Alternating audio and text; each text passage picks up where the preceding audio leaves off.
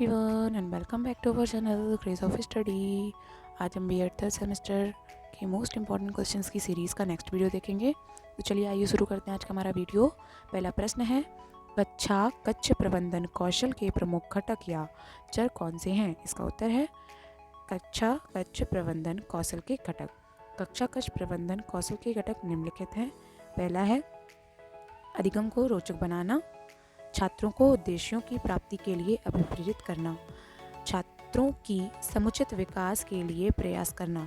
चौथा है विद्यार्थी अध्यापक अंतःक्रिया को प्रोत्साहित करना। पांचवा अनुशासनहीनता पर नियंत्रण करना। छठवां है वांछित व्यवहार का पुनर्वलन करना। सातवां है कक्षा प्रबंधन में छात्रों की सहभागिता स्वीकार करना। आठवां है कक्षा प्रबंधन में अनुशासन को महत्व देना। नौवां है सौंदर्य वातावरण का निर्माण करना। 10वां है निर्देशों को स्पष्टता होनी चाहिए। दूसरा प्रश्न है कक्षा कक्ष प्रबंधन के उद्देश्य लिखिए। इसका उत्तर है कक्षा कक्ष प्रबंधन के उद्देश्य। कक्षा कक्ष प्रबंधन की प्रक्रिया का ज्ञान एक शिक्षक के लिए परमावश्यक है, क्योंकि कक्षा कक्ष प्रबंधन में शिक्षक एवं विद्यार्थी की महत्वपूर्ण भूमिका होती है। कक्षा कक्ष प्रबंधन के प्रमुख उद्देश्य निम्नलिखित हैं। पहला उद्देश्य है कक्षा कक्ष के शैक्षिक वातावरण का निर्माण करना, जिससे छात्र कक्षा में प्रवेश करते ही अधिगम के लिए प्रेरित हों। दूसरा है शिक्षण अधिगम प्रक्रिया को सरल एवं प्रभावशाली बनाना, जिससे छात्रों का अधिगम स्तर उच्च हो सके। तीसरा है कक्षा कक्ष प्रबंधन का मुख्य उद्देश्य उपलब्ध भौतिक एवं मानवीय संसाधनों का सर्वोत्तम प्रयोग करना है, जिससे शिक्षक एवं विद्यार्थी लाभान्वित हो सकें।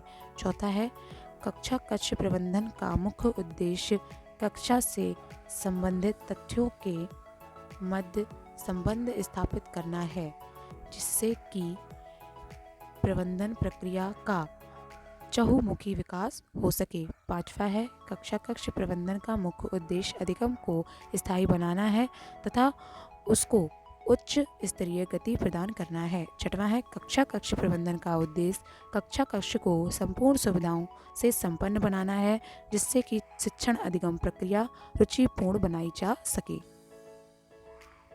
तीसरा प्रश्न है कक्षा कक्ष प्रबंधन को प्रभावित करने वाले कोई 5 कारक लिखिए। इसका उत्तर है कक्षा कक्ष प्रबंधन को प्रभावित करने वाले कारक। कक्षा कक्ष प्रबंधन की प्रक्रिया विविध कारकों से प्रभावित होती है। यह गतिशील और जटिल प्रक्रिया है। शिक्षण और कक्षा कक्ष प्रबंधन अनेक तरीकों से सतत प्रक्रिया है। सतत प्रक्रिया के रूप में कक्षा कक्ष प्रबंधन अग्रलिखित कारकों पर आधारित है। पहला है कक्षा कक्ष प्रबंधन की अवस्थाएं। शैक्षिक संस्थाओं में शिक्षा की प्रक्रिया पूर्व प्राथमिक स्तर या अवस्था से विश्वविद्यालय स्तर तक निरंतर चलती रहती है, जिसमें प्राथमिक, माध्यमिक, उच्च सेकेंडरी, सीनियर सेकेंडरी, स्नातक और स्नातकोत्तर स्तर आते हैं। बंद वातावरण से कक्षा कक्ष प्रबंधन के खुले वातावरण तक सतत प्रक्रिया इसमें प्रतिबिंबित होती है। दूसरा है शिक्षण की रीतियाँ। कक्षा कक्ष की क्रियाओं का अनुबंधन से लेकर प्रतिपादन तक सतत प्रक्रिया के रूप में प्रबंधन करने के लिए थॉमस ग्रीन ने शिक्षण की 4 रीतियां प्रस्तुत की हैं। पहला है अनुबंधन, दूसरा है प्रशिक्षण, तीसरा है अनुदेशन और चौथा है प्रतिपादन। इस सतत प्रक्रिया में कक्षा कक्ष की क्रियाओं का प्रबंधन करने में अधिकतम विभिन्नता रहती है। शिक्षण की प्रत्येक रीति में कक्षा कक्ष का अलग प्रबंधन होता है। तीसरा है शिक्षण की व्यवस्था। सतत प्रक्रिया के रूप में शिक्षण की व्यवस्था स्मृति स्तर से लेकर विचारशील स्तर तक 3 स्तरों पर की जाती है। पहला है स्मृति स्तर, दूसरा है बोध स्तर, तीसरा है चिंतन स्तर। बोध स्तर के लिए स्मृति स्तर का शिक्षण अत्यंत आवश्यक है। शिक्षण की व्यवस्था कक्षा कक्ष प्रबंधन के 3 स्वरूपों में की जाती है। पहला है स्मृति स्तर, दूसरा है बोध और चिंतन। हार्वर्ड ने प्रस्तुति पर बल दिया है। मैरिसन का विश्वास है कि कक्षा कक्ष वातावरण में प्रयत्न के परिपाक या स्वामित्व के लिए स्थिति प्राप्त होती है। हंट का शिक्षण प्रतिमान समस्या समाधान के लिए अधिक उदार है। चौथा प्रश्न है, कक्षा कक्ष प्रबंधन में के सिद्धांतों की व्याख्या संक्षेप में कीजिए। इसका उत्तर है कक्षा कक्ष प्रबंधन के सिद्धांत। कक्षा कक्ष प्रबंधन के 2 सिद्धांत हैं, सामान्य और विस्तृत सिद्धांत। पहला है कक्षा कक्ष प्रबंधन के सामान्य सिद्धांत। सामान्य सिद्धांतों को योजनाबद्ध ढंग से सीखा और इसका प्रयोग किया जा सकता है। सामान्य सिद्धांतों का प्रयोग विभिन्न स्थितियों में किया जा सकता है। ये उन समस्याओं से निपटने के लिए अध्यापक को सशक्त आधार प्रदान करते हैं जिनके लिए विशेष ध्यान दिए जाने की आवश्यकता होती है। सामान्य सिद्धांत निम्न पूर्व धारणाओं के रूप में हैं। पहला है आत्मनियंत्रण, दूसरा है समझ और स्वीकृति, तीसरा है मनोवैज्ञानिक सिद्धांत, चौथा है उत्पादक कार्य। दूसरा, कक्षा कक्ष के प्रबंधन के विशिष्ट सिद्धांत। कक्षा कक्ष के विशिष्ट सिद्धांत निम्न पूर्व धारणाओं के रूप में हैं। पहला है नियोजन, स्वतंत्र क्रियाओं तथा संगठित पाठों का नियोजन किया जाना चाहिए। दूसरा है प्रोत्साहन, प्रयास और संकेतों को प्रोत्साहित किया जाना चाहिए और उपर्युक्त व्यवहार को पुनर्वलन प्रदान किया जाना चाहिए। तीसरा है जिम्मेदारी, छात्रों को स्वतंत्र रूप से जिम्मेदारी सौंपनी चाहिए। चौथा है न्यूनतम बाधा, पांचवा है स्पष्ट नियम, छठवां है पुरस्कार और सातवां है अच्छा व्यवहार। पांचवा प्रश्न है कक्षा कक्ष प्रबंधन की समस्याएं बताइए। उत्तर है कक्षा कक्ष प्रबंधन की समस्याएं। कक्षा कक्ष प्रबंधन की कुछ निम्नलिखित समस्याएं हैं। पहला है अपर्याप्त प्रकाश एवं वायु संचार, दूसरा है अपर्याप्त फर्नीचर एवं बैठने की व्यवस्था, तीसरा है कक्षा में अत्यधिक भीड़, चौथा है अपर्याप्त उपकरण, पांचवा है नित्य चर्चा का अभाव, छठवां है संशोधन कार्य की समस्याएं, सातवां कक्षाओं का एक दूसरे के निकट होना, आठवां है अनुशासनहीनता की समस्याएं, नौवां है अनुपस्थिति की समस्याएं, 10वां अध्यापक की अनुपस्थिति और 11वां है विद्यार्थियों की अनुपस्थिति। छठवां प्रश्न है कक्षा कक्ष के प्रमुख घटक या चर कौन से हैं, वर्णन कीजिए। इसका उत्तर है कक्षा कक्ष की क्रियाओं का प्रबंधन करने में कक्षा कक्ष के चरों की बहुत महत्वपूर्ण भूमिका होती है। ये कक्षा कक्ष प्रबंधन के अत्यावश्यक पक्ष होते हैं। कक्षा कक्ष के जाने माने घटक चर निम्नलिखित हैं। पहला है अध्यापक। प्रबंधन के रूप में अध्यापक कक्षा कक्ष प्रबंधन का मुख्य स्वतंत्र चर होता है। वह कक्षा कक्ष की अधिकांश क्रियाओं का प्रबंधन और नियंत्रण करता है। वह कक्षा कक्ष में अधिगम संरचनाएं उत्पन्न करके छात्र अधिगम को सुविधापूर्ण बनाने के लिए अपनी शिक्षण क्रियाएं व्यवस्थित करता है। वह अपने कक्षा कक्ष प्रबंधन में छात्रों को अभिप्रेरित करता है। इसके अतिरिक्त वह अपने कक्षा कक्ष की अनुदेशात्मक प्रक्रियाओं की प्रभावपूर्णता का मूल्यांकन करता है। दूसरा है छात्र। छात्र कक्षा कक्ष में आश्रित चर होता है। शिक्षण का प्रयोजन होती है अधिगम और अधिगम को सुविधापूर्ण बनाना। अधिगम शिक्षण पर निर्भर करता है।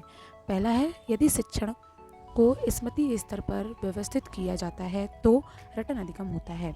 दूसरा है बोध स्तर के शिक्षण से परिपक्व और स्वामित्व प्रत्यय सुविधापूर्ण बन जाता है, लेकिन शिक्षण के इस स्तर पर छात्र अधिक सक्रिय होते हैं। तीसरा है मध्यस्थ चर। मध्यस्थ चरों से अध्यापक और छात्रों के मध्य की अंतःक्रिया प्रभावित होती है।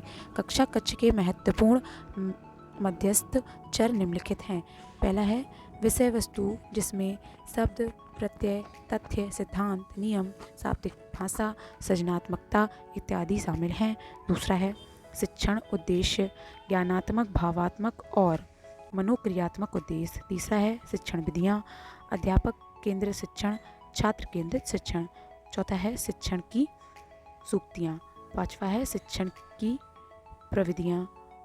छठवां है श्रव्य दृश्य सहायक सामग्री, शिक्षण सहायक सामग्री या अभिप्रेरणात्मक प्रविधियाँ।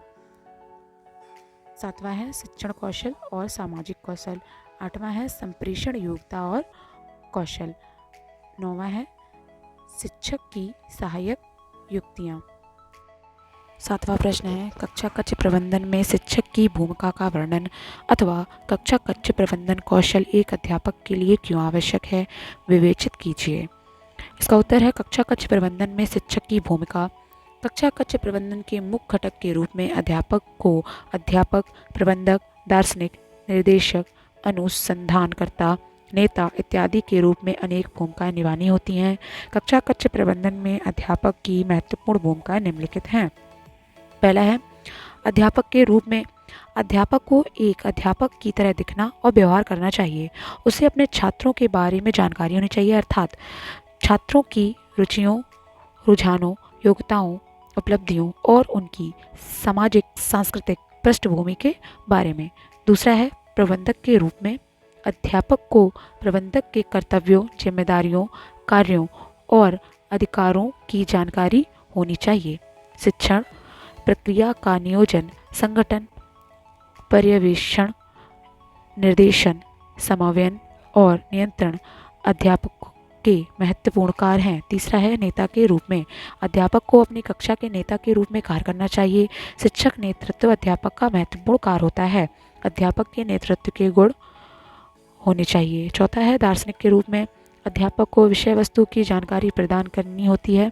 उसे अपने विषय में स्वामित्व प्राप्त होना चाहिए। उसने अपने विषय की नवीनतम खोजों की जानकारी होनी चाहिए। उसे अपने विषय में गहरी रुचि होनी चाहिए। विषय पर स्वामित्व होने से शिक्षण प्रभावपूर्णता में सहायता मिलती है। पांचवा है निर्देशक के रूप में अध्यापक को निर्देशक के रूप में कार्य करना चाहिए। उसे छात्रों की अधिगम, शैक्षिक, मनोवैज्ञानिक और व्यक्तित्व समस्याओं का समाधान करने में उनकी सहायता करनी चाहिए। उसे कमज़ोर छात्रों के लिए उपचारात्मक शिक्षण की व्यवस्था करनी चाहिए। Thank you for watching this video. B Ed third semester के मोस्ट इंपॉर्टेंट क्वेश्चन की सीरीज़ को देखने के लिए हमारे चैनल को सब्सक्राइब करें और बेल आइकन ज़रूर प्रेस कर दें ताकि हमारे आने वाली वीडियो की नोटिफिकेशन आप तक पहुंच जाए। Thank you.